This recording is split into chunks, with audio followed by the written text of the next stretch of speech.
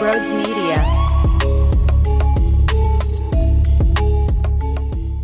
Yo! What's going on, everybody? Listen. They passed another test. First 6 games, crappy opponents. Do something about it. They did it. Dodgers, Shohei, Teoscar Hernandez, Mookie, Yamamoto, Sasaki. Do something about it. Nicky Two Bags with the grand slam. Start coming up clutch. And Mundo, stay hot, kid. It doesn't matter that Rob sits your ass on the bench for a couple nights in a row. Here's a rubber match. Boom. Sorry, dude. You're not seeing enough pitches in your ABs. Get down on the edge of the bench there in the dugout. Let Sos play third. And he's beating out a ground out for a double play to take the lead.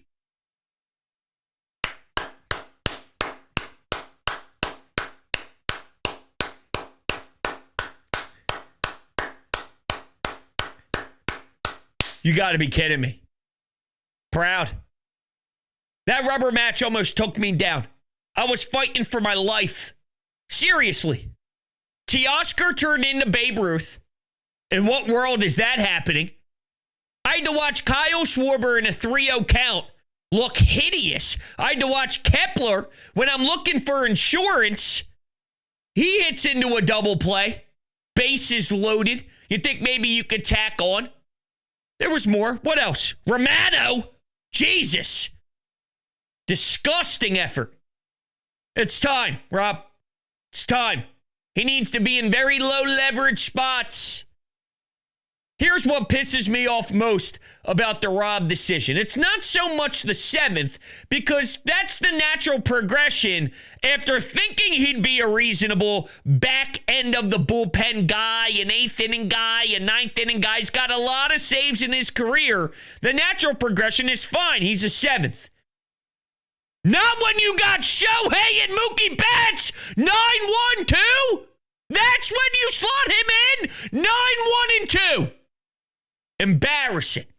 Now, it's not as if Shohei can do any damage at this ballpark anyway. I thought this guy was supposed to be good. I thought this guy was supposed to take over games. I'm watching Luzardo strike him out. I'm watching Sanchez just, ew! Ew! How much money this dude making? I mean, come on. Glorious victory. Fantastic series at CBP. I was on WIP Friday night for Final Out, so it was a raw, natural reaction after that spectacular Luzardo effort. And, man, the amount of people who were leaving the stadium saying that was so awesome, it felt like October. It was game 7. 7. So part of me wonders, when the Dodgers are here, are they like, holy shit? You know, not as if they don't have a lot of people going to Dodger Stadium. It's not as if they didn't spend a lot of money on their roster, so there's clearly a bunch of expectations and excitement and juice surrounding what this team should be able to do in theory. So there's obviously buzz when they're at home. But you're coming to Philadelphia, game 7, 8, and 9, and this place is rocking as if it's a taste of October already. It's different. I'm watching Tyler Glass now turn into Nick Pivetta with a mix of Alec Boehm emotion. That dude looked like he was going to cry. Swear to God. If I was Roberts, that dude, I mean, I know it was the 3rd inning and you got to try and squeeze some innings out of your starter, but he looked like he was 4. Pouting, shoulder slumped. I do have a difficult time trying to figure out exactly how much of this is, yeah, man, the Phillies are just so excellent not chasing pitches anymore, and how much of this is, holy hell, that was just horrendous execution on the Dodgers pitching front. Not every walk, because they did walk a double-digit amount of times, and I do remember watching Trey Turner at the plate, taking a couple close ones, but they were off the plate, so it was a good eye, and it was good not to chase. So I'm not acting as if every single ball that they didn't go after was some pitch in the dirt 8 feet off the plate that's going to the backstop. At the same time, Tyler Glasnow just fell off a cliff. He really did. Kept wiping his hands. He kept trying to get on the back of the mound there, trying to figure out his cleats. I don't know. But your job is to take advantage when another team looks that out of sync. Your job is to crush a team when they're down. And what do? They have to make a pitching decision. They have to then try and establish, get in ahead of the count. And then Nick sends it to fucking Mars. That's your job. Take advantage of their incompetence. Take advantage of their little hissy fit that's being thrown on the mound and their frustration where they can't execute. Then they got to change. And when they change, pound them. I don't know how the hell you lost the lead after having such a large separation, but you could see Dodgers just kept creeping back in. Couple of long balls. Teoscar Hernandez. Now it's a 3-run game. Now it's a 2-run game. Now you're starting to sweat. Romano can't even get an out. Just a total disaster. You try your very best with Kerkering. Now, what Rob Thompson said after the game was he was trying to hold on to Kerkering, for a later on sequence. You misjudged it. Again, I can understand, and now it's even getting pushed further. A 7th inning with maybe a 7, 8, 9 hitter, fine, I can get involved in the Romano stuff. Not now, I'm saying prior to even seeing this result. If it was 7, 8, 9, I could get it. Because you thought 8th, 9th inning, you clearly recognized no. The next step, okay, fine, let's see if the 7th is fair game. But not when it's the top of the order. That's just stupid. Not when it's Mook. Not when it's Shohei. No. As much as Shohei didn't deliver, you can deliver when it's Romano. Because everybody can. He's that out of whack right now. Now it's 6th inning. It's what it is. Just keep moving along. Keep moving backwards until he finds something. Now, truth be told, I know that this probably isn't the sexiest opinion in the world, but I'm still not ruling him out of being a piece eventually. He's pitched a lot in this league, and he's coming off of an injury type of season. I'm not ruling it out fully. I'm losing faith. I'm not feeling good, but relief pitchers are weird. And also might not be a popular opinion, but don't act as if the Jeff Hoffman goodbye was something that was so pathetic by the Phillies, because he didn't pass physicals in the offseason. He wasn't passing teams' physicals. So alarms were going off, and reasonable alarms, to the point where I get it. I'm not putting my money into an asset that isn't passing physicals. So for whatever that's worth, just don't forget that part of the equation. All right, so let's get to the starting pitching of this series, because Aaron Nola got destroyed by this fan base for allowing 2 more home runs. And don't get me wrong, it is extremely disappointing to see the long ball. And he talked about the velocity dip a little bit, and he wasn't a hard thrower as it is. We've already been through this before, so I don't need to go down that rabbit hole again. We get it. He was never a flamethrower. He gave you a quality start, though. And what's the knock on Nola a lot? Whenever it rains, it pours. Whenever he sucks, it gets so bad and so uncomfortable he blows up. Wasn't the case. Wrong. He gave you a quality start. This Philadelphia Phillies offense on Saturday got 1 run. A ground out in the 1st inning. I don't give a damn who pitches. You're not winning that game. You got a quality start from Aaron Nola against the Dodgers lineup. I'm not ripping him one bit. No, he's far from the reason why they failed that game. You want to talk about the Bryson Stott incident on the base paths? Whether he was told to go, blah, blah, blah, whatever. That was a huge double up, which costed the team's momentum. And from there, they were flat as hell. That was it. Game over, done, wrapped up. See ya, sayonara. Looks like this thing's tied 1-1, and we'll see what transpires on Sunday. So, bad luck, unlucky, whatever. I don't care. Getting doubled up, rough, brutal, bad. Killed the vibe. And the truth is, Aaron Nola pitched fine. The home runs are annoying. 6 innings, 3 earned runs. It's gotten to the point now where I even tweeted this out because someone tagged me the second he gave up the first shot and said, "You still going to defend him now?" And then after the quality start, I said, yes. Quality starts suck. Quality starts equals horrendous ERA. Quality starts are garbage. So then I asked this question. How do you rate Sanchez's day? Less innings pitched, more earned runs, same amount of homers. You ready for this? Thumbs up. I mean, what are we doing here? I like Sanchez. Good pitcher. He did worse than Aaron Nola. He got a grand slam as contribution from the offense. Oh, but it's only Teoscar who beat him, and he was doing good against everyone else. If Aaron Nola had a day where he was mowing everybody down except for Teoscar Hernandez, who hit a couple of home runs off him, this guy would get shredded into a billion pieces.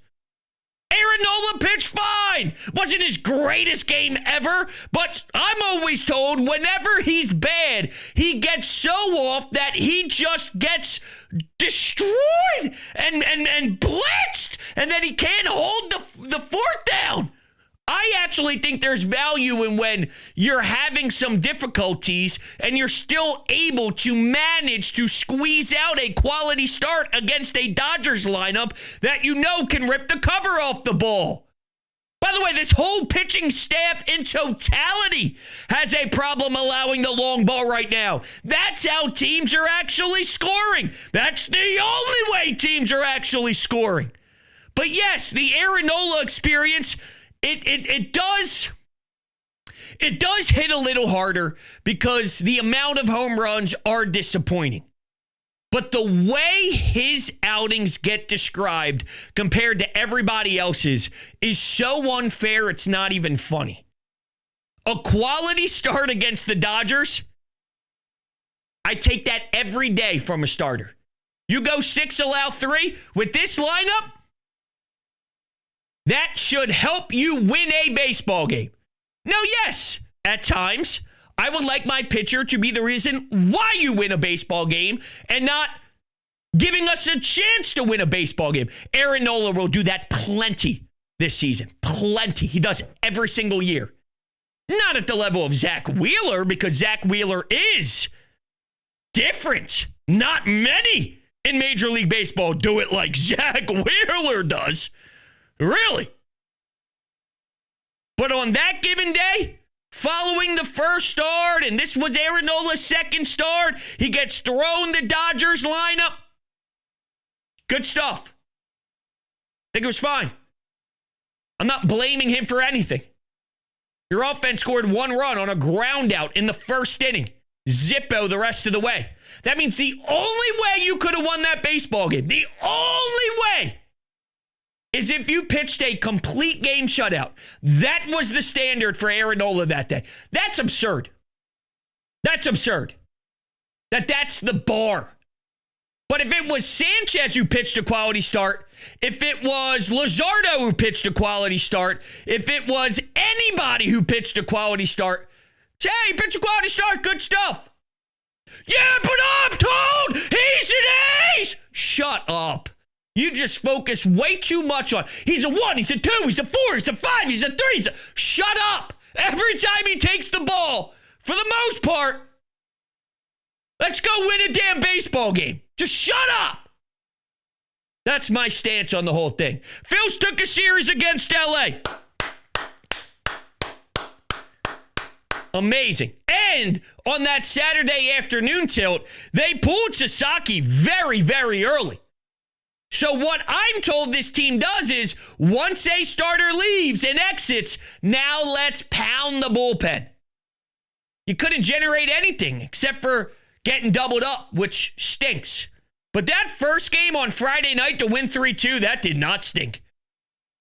JT Realmuto? Are you kidding me behind the plate? Now, I'm not sure why Shohei Ohtani is even trying to steal down 3-0, first and third. Shohei takes off for second. I mean, that's just stupid, in my opinion, just stupid. Straight up silly. Embarrassing decision. But to strike him out, throw him out to end the game as well, JT was everywhere. I love that Friday game. They won with small ball and productive outs. That's the most important thing that hits me so much is they now, and it's not perfect, there are still uncomfortable at-bats. I already reflected back to this Sunday game with Kyle Schwarber up 3-0, and then right after that, Trey Turner grounds out. You know, a lot of first pitch stuff, that annoys me. Alec Boehm not seeing a lot of pitches, but then you also get the Nick Castellanos grand salami, but at the same time, there's a pitching change, there's a lot of traffic on bases, on the bases. You know they're going to try and establish getting something over the plate. You can't fall behind, so that's a calculated risk, whereas, you know, Nick likes to pull the trigger very early anyway, no matter what the circumstance is. So it's not perfect by any means, but there's so many times where they are so productive with outs. I get juiced up now for Brandon Marsh to hit a ground out to the right side to help score a run. I get stoked for Bryson Stott to go the other way with it. And don't try and do too much. Don't try and pull it. Let's put it through the infield, in between third base and shortstop. Just punch it out there. Let's score another run. That's what they were doing on Friday night to get this series established with a 1-0 series lead. That's monster stuff. They weren't doing it at this clip in previous years. There is a buy-in. There is a real, wait for it, sense of urgency to apply that different style of plate appearances to your everyday at-bats. Now, I didn't know if we'd see that. I see a buy-in. That's a major check on my checklist. It reminds me of the second half against Cincinnati with the Philadelphia Eagles. That was a major check off the checklist. I saw something that was turning the tide. I saw something that was different and that could be a staple of that unit, and it eventually ended up being that. Maybe we're watching the same thing go down with this group. There's clearly a focus. There's clearly an attack mode, playing with piss and vinegar. Let's go, baby. And they're doing it in a way that I feel they can keep up. They can keep this stuff up. Now, maybe there are certain at-bats you would like Marsh to blow, and they ruined this, and they didn't do that. It's not perfect yet. I think they're still trying to figure this out as well. Rob Thompson, hey, I think he went out and got Romano pretty damn quickly, no? That's, in my opinion, managing with urgency compared to where in years past he probably would have let him go. He probably still would have said, hey, let's see if he can work out of it. But this time it's like, we're not fucking around. Let's go get Kirker in and shut this game down because we need this dub. I watched them with the Colorado Rockies use someone like Alvarado. Let's go get this dub. It's the final game of the series. We can sweep them. We can have a 5-1 record before the Dodgers come. All these wins matter. Let's go. Especially at the clip the Braves were losing early in the season and all, and you want to gain as much separation as humanly possible. All these games count, and I see that from Rob. So there are times where I think maybe they would do it differently. I know fans are frustrated with Marsh at the plate, and there were a couple sequences where they said, how come Marsh didn't bunt anyone over? Instead, he gets a non-productive out, and maybe they don't score that inning, and you go, what the hell? But I think that this is still a learning experience. I do. This is new to them. So they're going to figure this out. They're going to have the good. They're going to have the bad. They're going to have the ugly. They're going to have the adjustments. They're going to have to figure this out, but it's a great start. You know, their next step is figuring out how to get Edmundo Sosa in the lineup every single night. Sorry, Bohm, kick rocks. Sorry, Kep, kick rocks. Sorry, Marsh, kick rocks. This is real now. Now, it's not going to last forever, okay? This Edmundo Sosa thing isn't going to last all year long. But he's a damn good player that deserves more time than what a standard utility player deserves. And especially when you are this lethal and this red hot, you got to maximize it until it cools down. If it eventually does cool down a little bit, and it will, okay? I mean, no one's going to hit 600 all year long. It'll cool down. And when it does, fine. Then you don't have to force feed him in as much. But for right now, why not let him cook? And credit to him, because he did have to sit down for a little bit, got a nod again, and now he's helping you score the game-winning run because he's hustling his ass off to get to first base to beat out a double play. Edmundo! Amazing. What else is amazing is my lawn. It is just... whoo! And that's because of my friends over at Green Lawn Fertilizing. Green Lawn Fertilizing is the best in the Philadelphia area. They are experts in New Jersey, Pennsylvania, and Delaware, and extremely knowledgeable. They've created their own custom blend that will have your lawn recovering. I didn't pay attention to my lawn. I'm an idiot. I'm sorry. I was just a stupid man. But now I sat down with Green Lawn Fertilizing. I listened, and they showed me everything they have to offer, and I went, hold on a second. This is too outstanding to pass up on. And the first round of treatment is so important to lay the groundwork for the rest of the season. And right now is the time to get in on this. Green Lawn Fertilizing is offering you two free treatments and 10% off. So make sure you get started. They've already kind of attacked a lot of lawns here as spring has already started. Make sure you check out the link in the description, which will take you right to their website through my link. It'll tell them that Brode sent you. It's a no-brainer. I'm telling you, fellas, ladies and gentlemen, you want that lawn looking outstanding.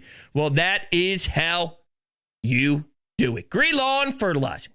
All right, before we get to the phones, a couple things. I don't want to lose sight of the small ball in game one, because even Trey Turner, he doubles down the left field line. What's he do from there?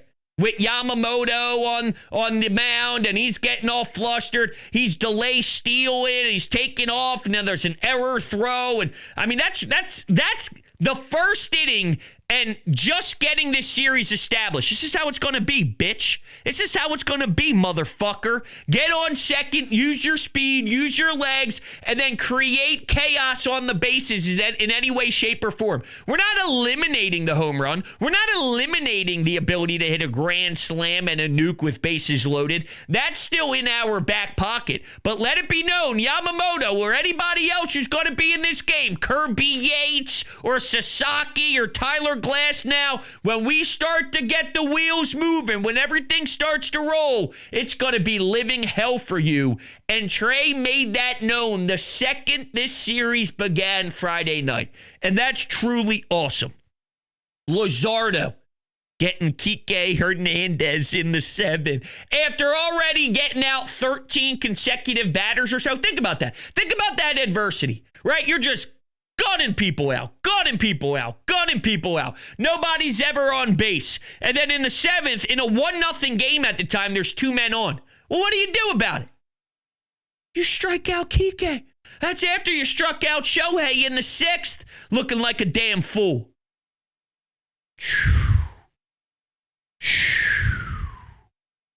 Come on, man.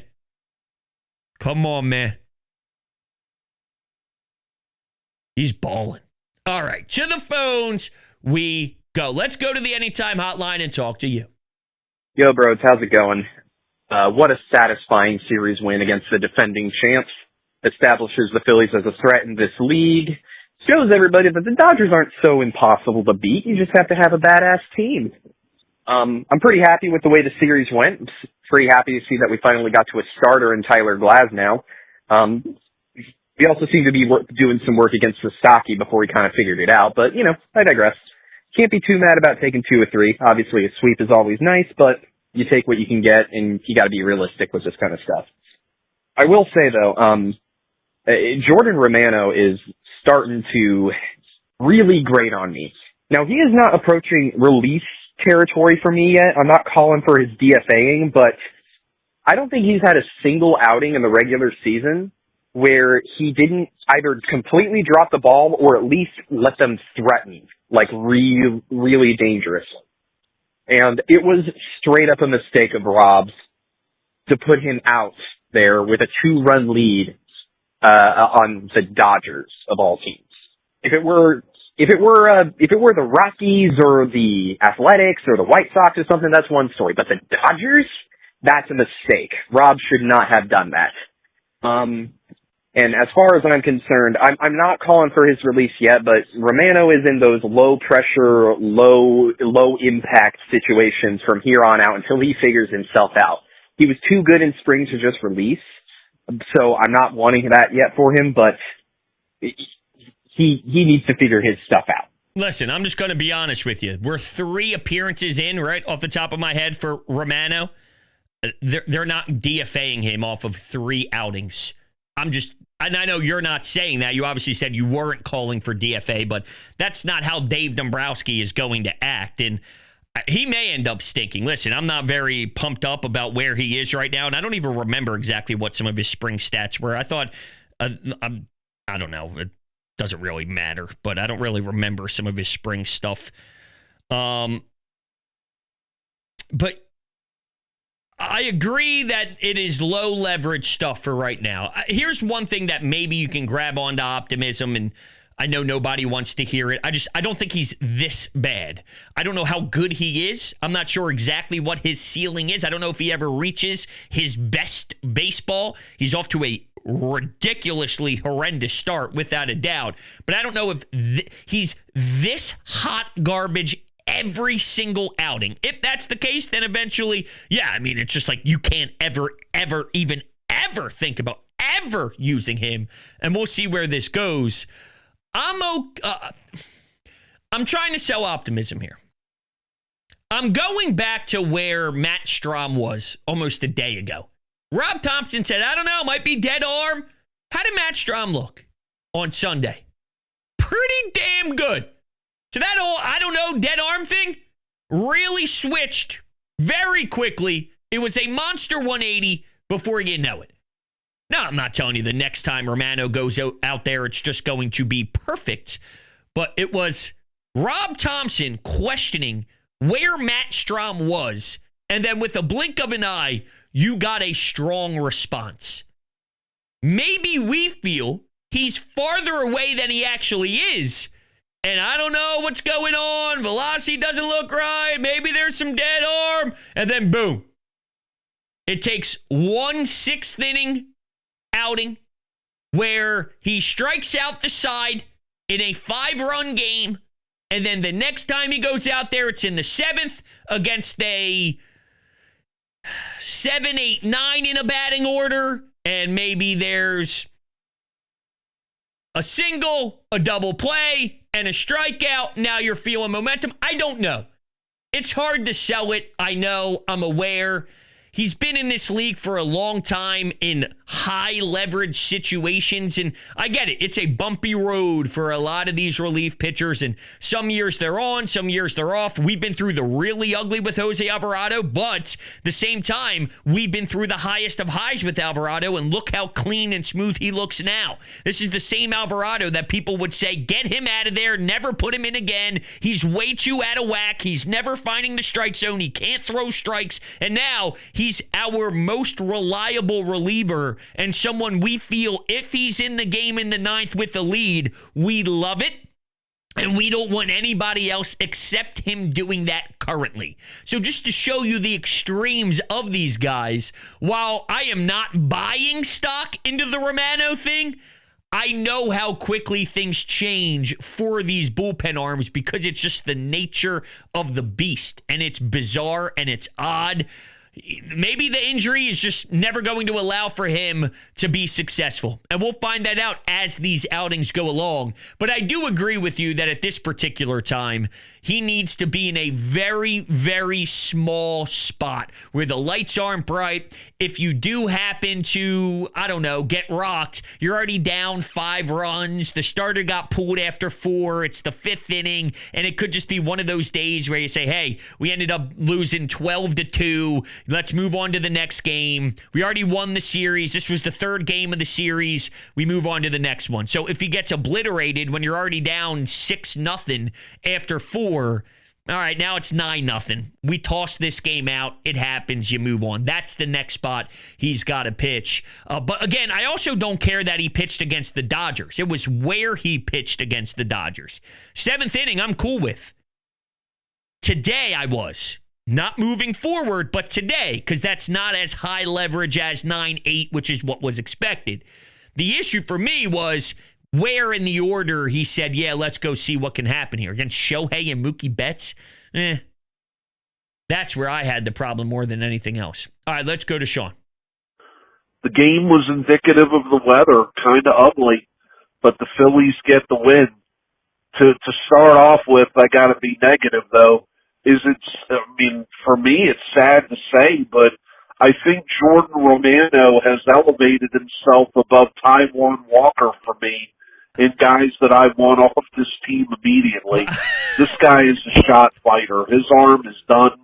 He's barely reaching 93, 94 miles an hour on the fastball, and he's fooling nobody. Toronto knew what they were doing by not re-upping him with a contract. And Mundo Sosa, again, just simply putting the ball in play and hustling fundamental baseball leads to a lead and a victory. Good job by Edmundo. He needs to be in this lineup more consistently. I mean, what more does this guy have to do?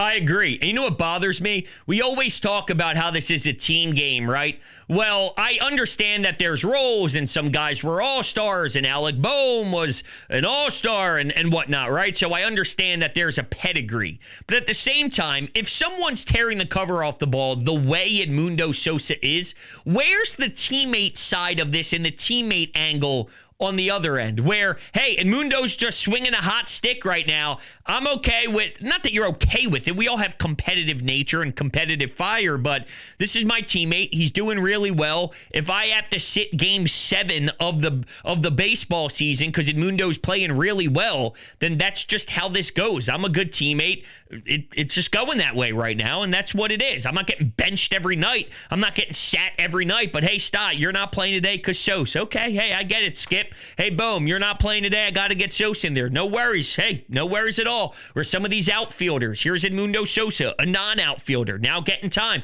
Don't worry about it. But, it's different when you're Max Kepler or Brandon Marsh because you don't have that pedigree. But I do think what builds a strong culture and a strong DNA and what builds a strong locker room in a clubhouse is, even if it is a high-profile guy, boom, right?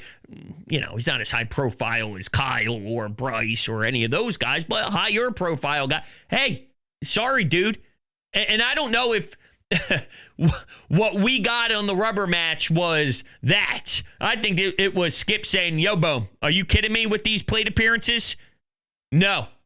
Which is funny because with Bohm, I'm starting to see some poor body language. He's made some good defensive plays in this series, but I'm starting to see the pouting.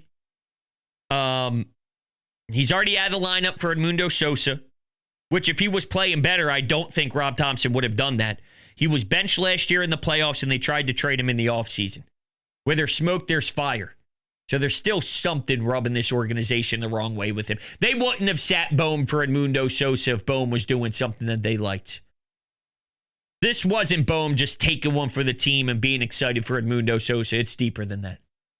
By the way, speaking of other guys getting in the lineup, how about Marshawn with a few walks, huh? All right. So there's that. All right, everybody, that's going to do it for this episode. I greatly appreciate it. Go Phils. What a start to the year, huh? Talk to you all on the next one.